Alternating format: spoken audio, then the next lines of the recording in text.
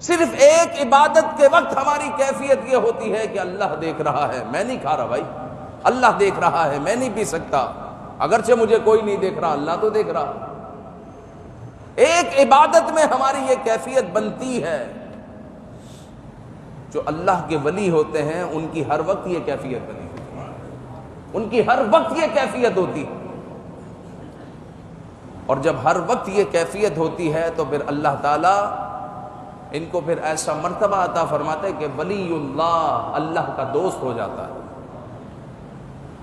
پھر ان کے لیے دنیا میں بھی خوشخبریاں ہوتی ہے، آخرت میں بھی خوشخبری ہوتی ہے۔ نہ ان کے لیے دنیا میں کوئی خوف ہوتا ہے، نہ آخرت میں کوئی خوف، نہ دنیا میں کوئی غم، نہ آخرت میں کوئی غم، یہ ان کے لیے خوشخبریاں ہیں۔ پھر بعض عارفین نے اللہ کے ولی کی یہ نشانی بیان کی۔